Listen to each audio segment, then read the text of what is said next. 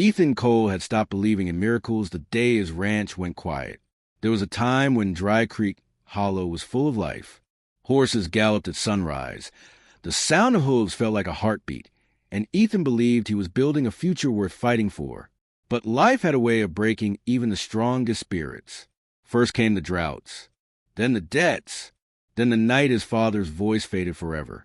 Since that day, silence wasn't peaceful anymore. It felt heavy, like it was pressing on his chest, reminding him of everything he had lost.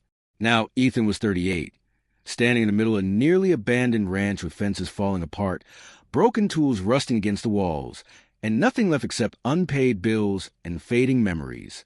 His hands, once full of purpose, now shook every time he opened another debt letter. He didn't cry. He didn't scream. He just felt empty. Friends had stopped checking in. Neighbors whispered about how the Cole legacy had finally died. And maybe they were right. That morning, Ethan stood outside his barn, looking over the land his father had once been proud of. The fields looked tired. Just like him, the sky was gray. Even the wind felt lonely. Maybe it was time to let it all go. He thought about selling whatever scraps were left, maybe finding a small job in town, maybe forgetting about horses, ranching, dreams, and all the promises he once made to himself under brighter skies. With a heavy breath, he grabbed his worn-out jacket. He wasn't planning to buy anything today. He would just go to the livestock auction to sell a few old tools, not knowing that something broken, just like him, was waiting there, not knowing that a dying heartbeat was about to change his own. The livestock auction wasn't a place of hope. It was a place of endings. Ethan stood in the crowd with his old hat pulled low, hands in his pockets, trying not to look like a man who was barely holding on. People called out bids for goats, cattle, and tired work mules. Some animals were bought with excitement. Others were sold with pity. A few were ignored completely. Ethan wasn't here to rescue anything. At least, that's what he told himself. He planned to sell a few broken tools outside and use a little money to buy groceries, and maybe settle at least one overdue bill. As he walked past the holding pens, he could hear the rough voices of men talking about profits and weight measurements, like animals were just numbers on a sheet. Then the auctioneer's tone changed. It wasn't loud or excited anymore. It was slightly annoyed. Next up, Lot 39. Unfit for work. Barely standing. Starting cheap. Two men dragged out a horse, if you could still call it that. It was more bone than flesh. Black coat dull and patchy. Ribs sharp like knives pressing through the skin. Its head hung low. Eyes empty, as if it had already accepted whatever final fate waited next. Some people laughed. Thing looks half dead. Not even worth feed. Probably dropped before sundown. Ethan didn't laugh. He froze, because for a moment he saw himself. Something about the horse's eyes, tired, beaten, but still breathing, hit him in a place he thought had gone numb. His chest tightened in a way that felt unfamiliar, like an old wound reopening. The auctioneer sighed. Anyone? Just take it off our hands. Someone muttered, should have just put it down. Something inside Ethan snapped, not in anger, but in a quiet, painful ache. Before he could think, before he could rationalize bills and debts and survival, he heard his own voice speak out. I'll take him. People turned. Some looked confused. Others smirked like they had just witnessed a foolish act. No one understood. Ethan didn't fully understand himself. But somewhere deep in his chest, hope flickered, weak like a dying flame, just like the horse standing before him. The morning sun rose slowly, spreading a pale golden light over the quiet ranch like a hesitant promise of warmth. Ethan stood outside the stable door, unsure if he was ready or even willing to walk back inside. His chest felt tight with a familiar ache he'd grown numb to. But then he heard it again, a weak, strained sound. Not loud, not demanding, just existing. Barely. A reminder that something inside still wanted to live. Taking a breath, Ethan pushed open the wooden door. The Mustang lay in the corner, curled as much as a creature built for wild freedom could curl, as though trying to disappear into itself. Its breathing was shallow, a fragile rhythm teetering between staying and fading. Ethan approached slowly, movement quiet and cautious, as if fear alone might cause the animal to crumble further. "I'm still here," Ethan whispered, not sure whether he was speaking to the horse or confessing something to himself. He knelt beside the Mustang. His hands trembled as he touched the coarse, sweat-dried coat. The horse flinched weakly, but didn't resist. There was no strength left to fight. Ethan cleaned the wounds again with gentle precision, his fingers moving softer than they had in months. He applied salve, wrapped makeshift bandages, and whispered calm words he didn't remember learning, words that seemed to come from a part of him he thought had died the day his world shattered. When he lifted a cup of water to the horse's mouth, it hesitated, then drank as though holding on to a final chance. Minutes turned to hours. Ethan stayed. He brought fresh hay, but instead of leaving it scattered, he shaped it into a comfortable bed. He adjusted the Mustang's position so it wouldn't lie on its worst injuries. He brushed dirt from its mane with the back of his sleeve, each stroke almost reverent. For the first time in a long time, Ethan wasn't thinking about what he'd lost, only what he might save. When the horse's breathing finally deepened into exhausted rest, Ethan remained seated beside it, his back against the stable wall. The quiet didn't feel empty this time. It felt shared. He stared at his own hands, bandaged, scarred, calloused from years of ranch work, yet suddenly unfamiliar. They had just chosen kindness without being forced. He didn't realize his eyes had softened, or that for a fleeting moment, the anger in his chest felt slightly less sharp. The Mustang shifted slightly, its side brushing Ethan's boot. He didn't pull away. Instead, he whispered, voice barely audible, "We'll try again, both of us." A single tear escaped before he could stop it, but this time he didn't wipe it away, because for the first time since his father died, Ethan had done something that wasn't about surviving pain. It was about fighting to keep a fading life burning. The second morning came with a faint orange horizon, like embers trying to glow again after a long night of ashes. Ethan hesitated briefly outside the stable, his hand resting on the rough wooden door. Doubt lingered. What if the horse didn't make it through the night? What if all of this was pointless? What if he failed again? Failure.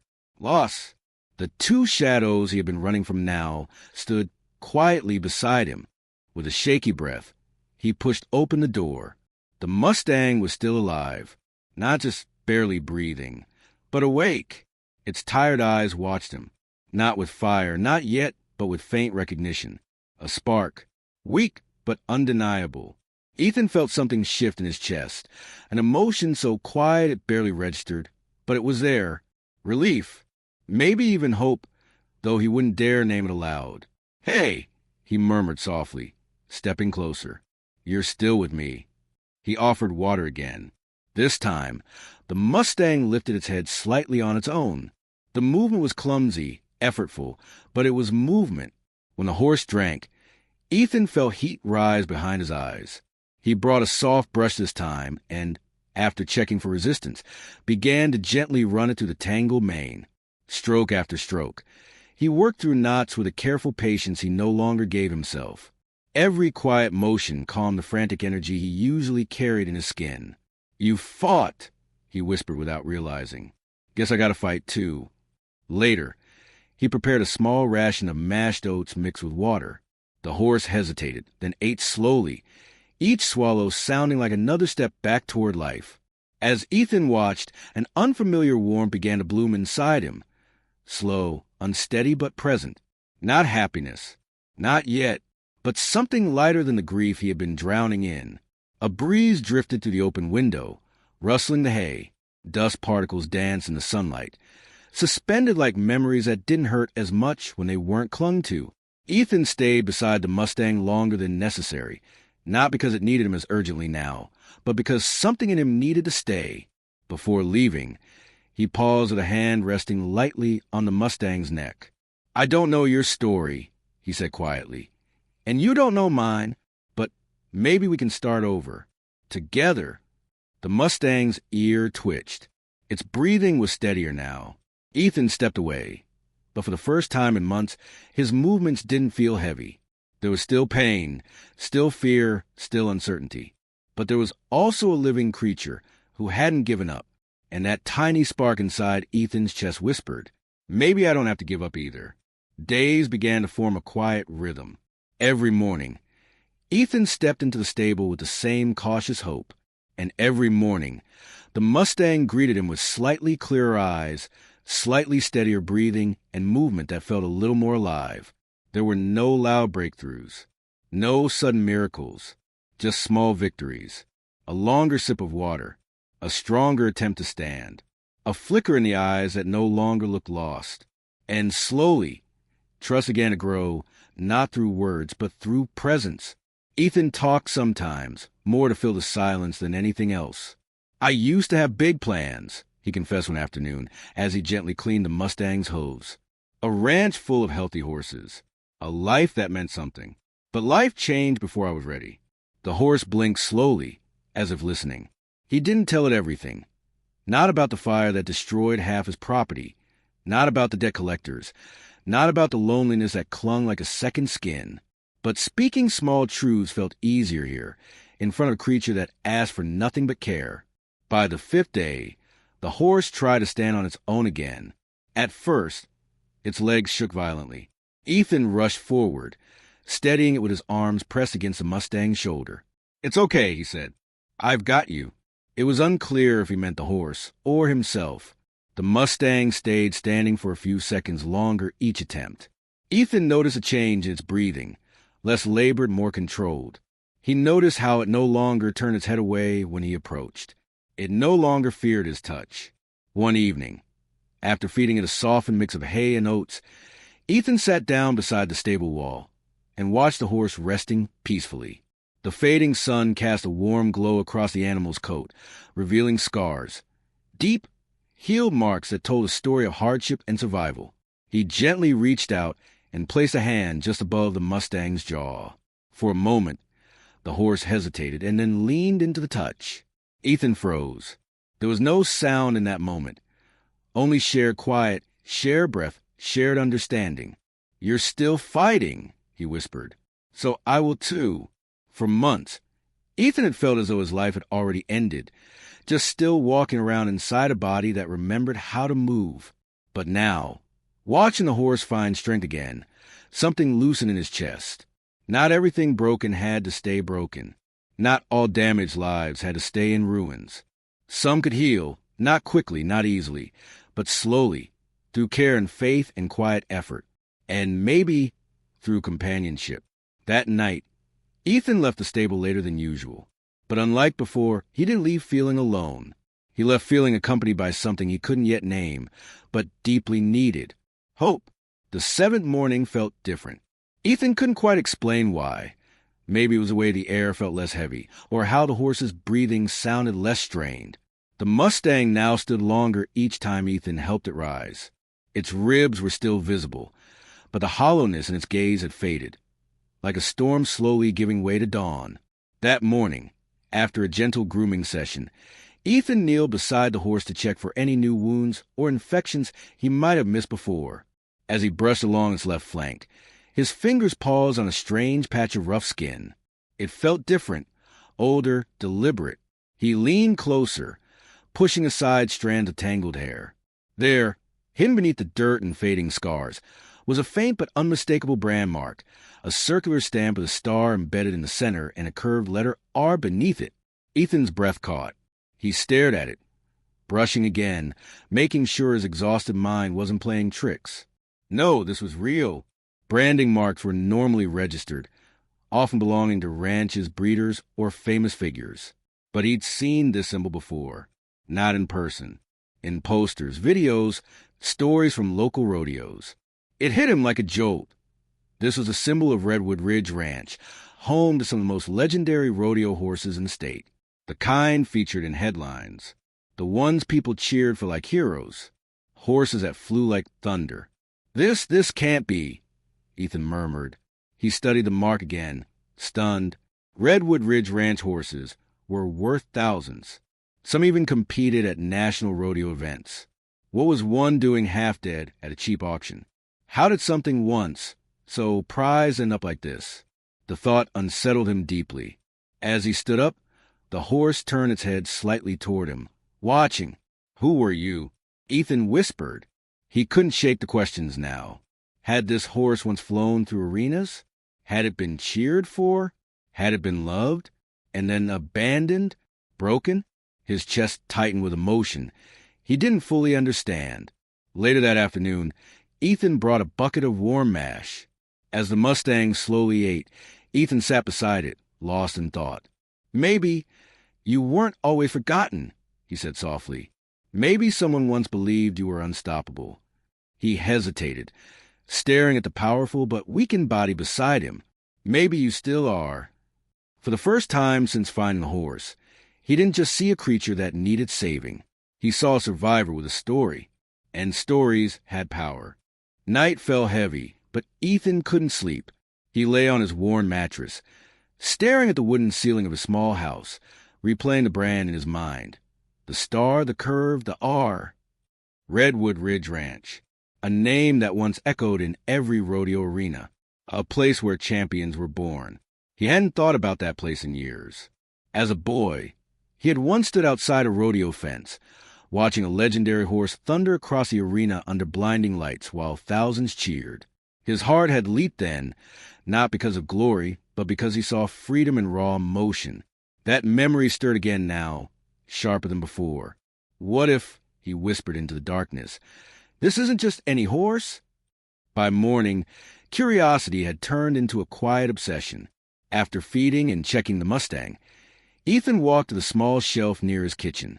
He rummaged through old newspapers and rodeo flyers he had once kept for inspiration, but later avoided because they reminded him of dreams he could no longer reach. He found an article from 3 years ago. Storm Runner, the unbeaten Mustang of Redwood Ridge, a legend in motion. He paused, heart pounding slightly. The photo showed a stunning dark-coated Mustang, powerful yet elegant, with fierce eyes and a white streak running down its forehead like lightning frozen mid-strike. Ethan slowly lowered the paper and glanced out the window toward the stable. The horse outside had that same shape in the face, the same faint streak, now dirt-covered but still visible beneath grime and exhaustion. "No way," he muttered. But the more he compared, the more undeniable it felt. Storm Runner, a horse that once dominated rodeo circuits, feared by rivals, loved by crowds, a champion. But what happened after that? Why did the article stop? Why did no one talk about Storm Runner anymore? Most champions retire honored, not discarded and left dying at auctions. Unless something happened. That night, Ethan sat beside the Mustang again after tending to him. The stable smelled of hay and quiet rain in the distance. "Were you him?" he asked gently. "Storm Runner?" The horse blinked slowly. His breathing was calm. There was a flicker in those eyes, familiar, determined, almost knowing. Ethan carefully placed his palm on the Mustang's neck, not as a caretaker now, but as someone greeting something greater than himself.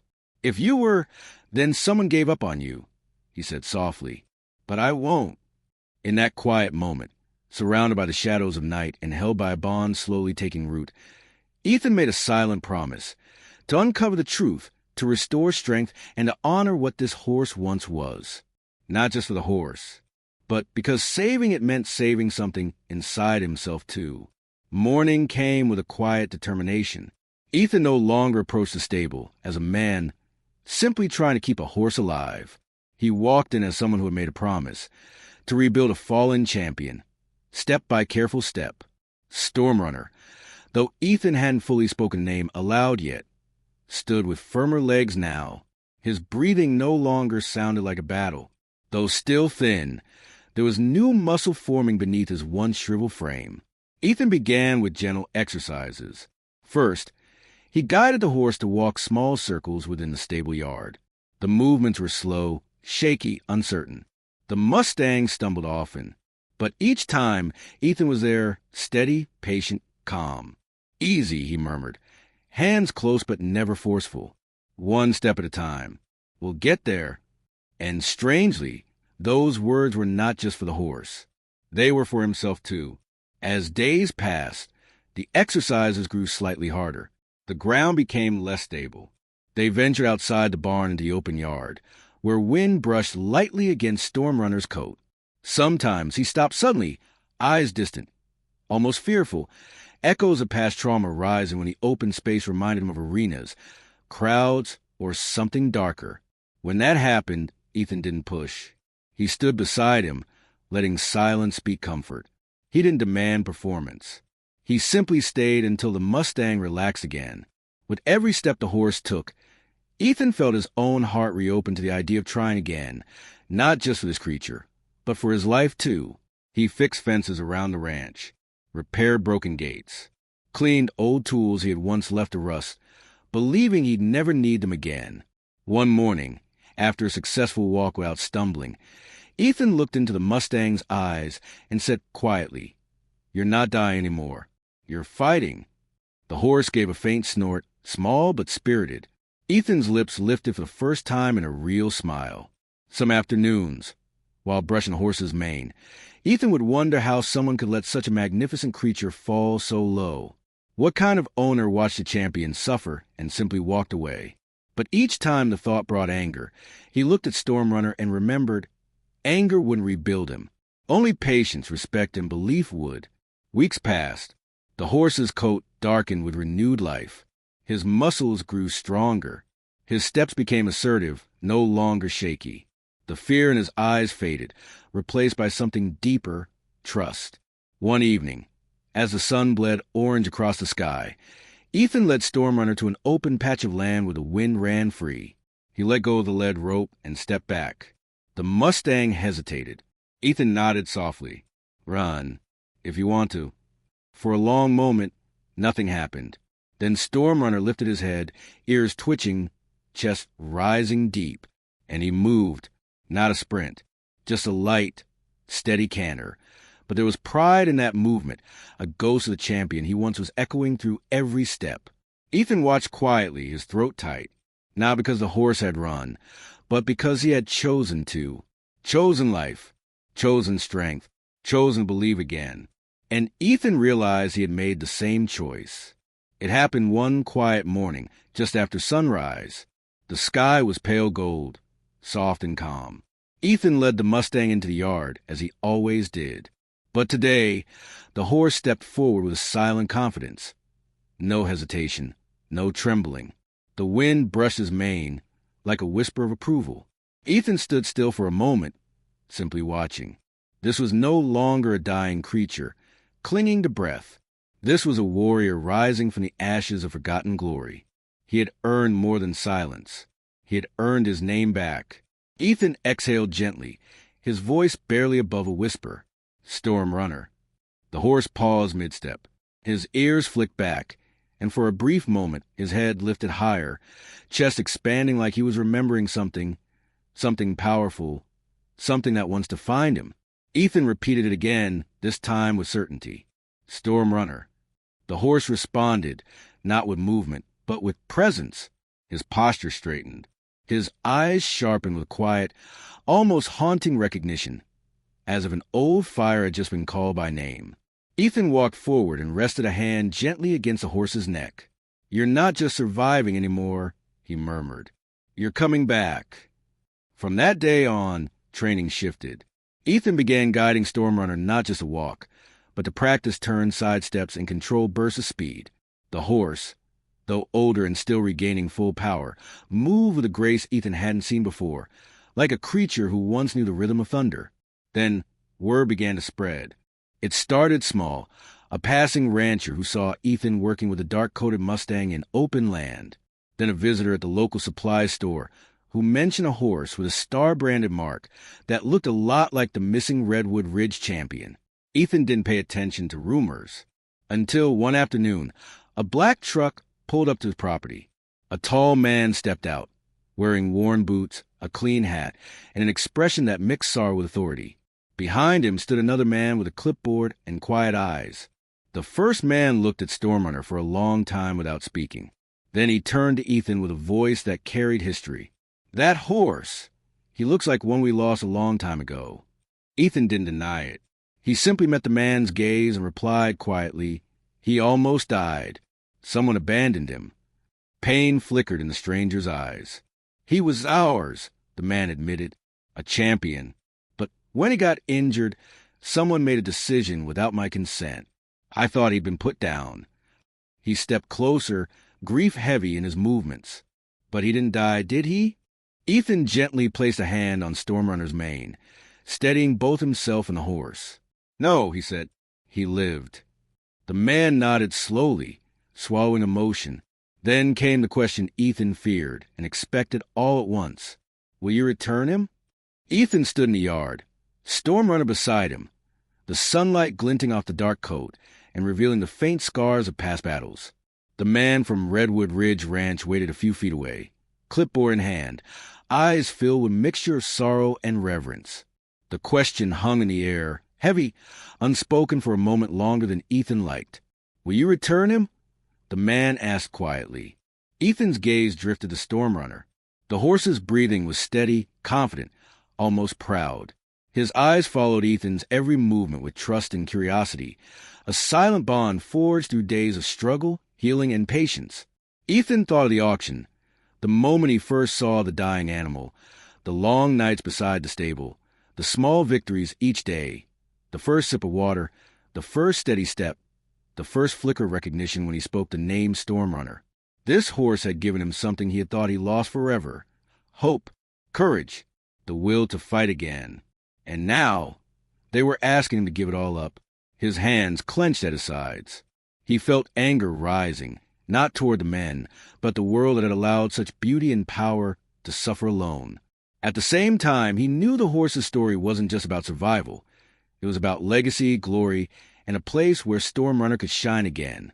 But Ethan's heart ached at the thought of letting him go. Every bond he had formed, every quiet night spent beside the creature, had intertwined their fates. Stormrunner wasn't just a horse. He was a companion, a mirror to Ethan's own scars, a living proof that broken things could heal if given care, patience, and love. Ethan knelt beside the horse, brushing his hand along the mane. "What do you want?" he whispered softly, as if the horse could answer him. And in the quiet of the morning, it felt like Stormrunner leaned closer, trusting, patient, yet full of strength. He looked up at the man. "He's a champion," Ethan said. "I know what he was, and I know what he can be again, but he's also mine, not just because I saved him, but because we saved each other. He belongs to me now, just as much as to anyone else." The man from Redwood Ridge Ranch studied Ethan, searching for understanding. Finally, he nodded. "I see that," he said quietly. "And maybe some victories are not for the arena. Some are for the heart." Ethan smiled faintly, a mix of relief and pride. He stood, hands still resting gently on Stormrunner's neck. The horse shifted closer, resting his head near Ethan's shoulder. For the first time in years, Ethan felt complete. Not because the world had given him glory, wealth, or recognition, but because he had chosen love, trust, and loyalty over all else. Stormrunner whinnied softly, a sound full of life, and for a moment, the world seemed to hold its breath.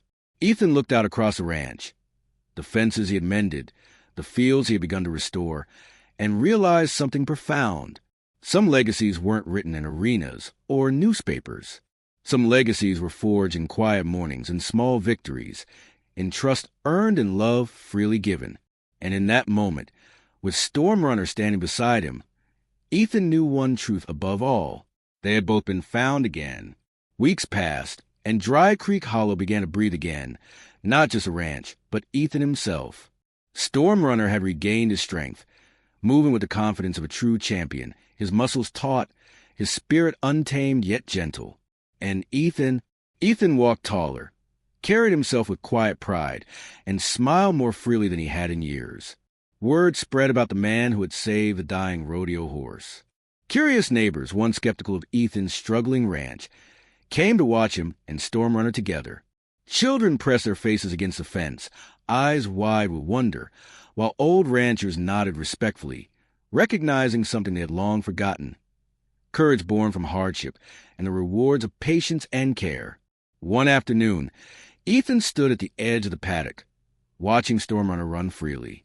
The horse's mane shimmered in the sunlight, muscles rippling with controlled power, and hooves kicking up clouds of dust. The rhythm of his gallop felt like a heartbeat of life restored, of trust returned, of legacy reclaimed. Ethan's eyes softened as Stormrunner slowed and trotted back to him, ears perked, nostrils flaring, and eyes bright. The horse nudged Ethan gently, pressing against his chest as if to say, "We made it." "Yeah," Ethan whispered, his voice thick with emotion. "We made it." He remembered the auction, the hopelessness, the shame, the pain. He remembered the night spent sitting beside a fragile creature who depended on him, and he realized that saving Stormrunner had saved more than just a horse. It had saved his own heart, his belief in life, and his faith that even the broken could rise again. The black truck from Redwood Ridge Ranch appeared on the horizon again. Ethan tensed, unsure if this visit would disrupt the life he had rebuilt.